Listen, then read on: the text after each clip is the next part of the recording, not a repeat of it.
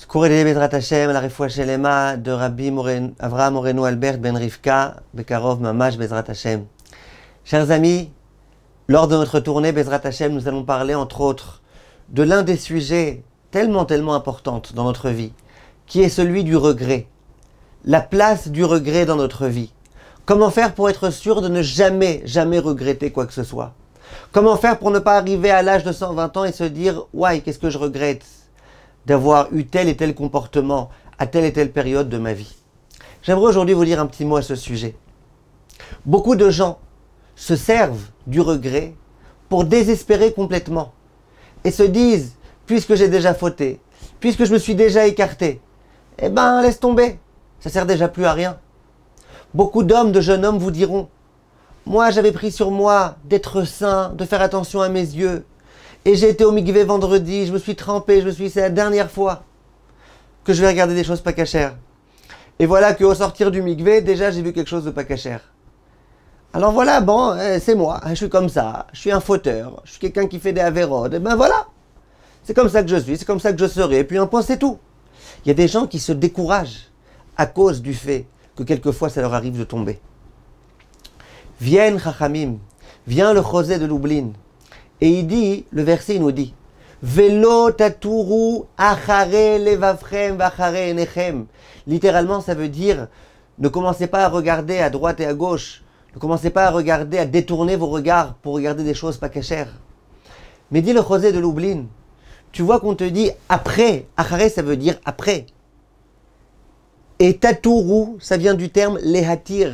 Lehatir, c'est lorsque j'ai un nœud et que le jour de Shabbat, par exemple, j'aimerais défaire ce nœud. C'est un interdit de la Torah Shabbat. On appelle ça matir. Lehatir est à kesher, défaire un nœud.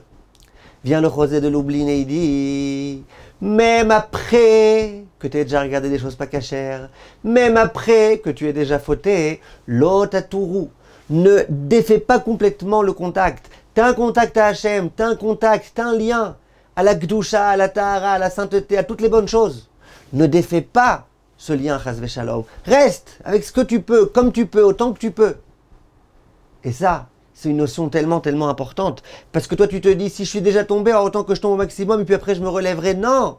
Hachem, ce qu'il attend de toi, c'est que maintenant que tu es tombé, que tu tiennes, que tu essayes d'éviter au maximum. Plus que ça, il y a des fois où Hachem, il te met dans une situation où c'était quasiment impossible pour toi de résister. Et l'épreuve qui était face à toi, c'était pas de savoir est-ce que tu allais tomber ou pas. Parce que ça, c'était quasiment certain que tu allais tomber. C'était de savoir comment tu réagirais après la chute. Ça, le Rav Tzadok, à Cohen de Lublin, il le dit. Noir sur blanc, c'est très dur à dire une chose pareille. Si ça n'avait pas été lui, on n'aurait pas pu dire une chose pareille. Mais il le dit.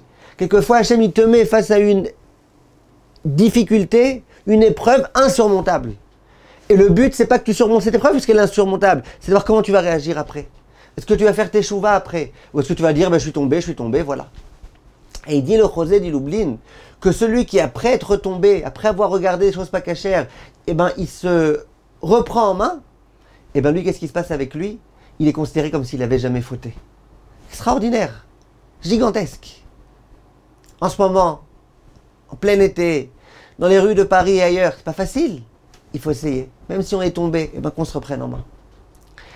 10 Rachamim, c'est ce qui s'est passé avec les Meraglim. Les Meraglim, pourquoi ils n'ont pas voulu rentrer en Eretz Israël? Parce qu'ils se sont dit, après la faute du Vaudor, après la faute des Mitlonénim qu'on s'est suffisamment plaint, à cause de telle et telle faute, ça y est, maintenant on est complètement tombé, on est loin maintenant de toute dimension de Gdusha. Allez, à quoi ça sert? Comment on va être au niveau maintenant de rentrer dans cette terre d'Israël tellement sainte? Et là a été leur faute. Ne décourage pas. Le découragement, c'est quelque chose qui n'est pas juif.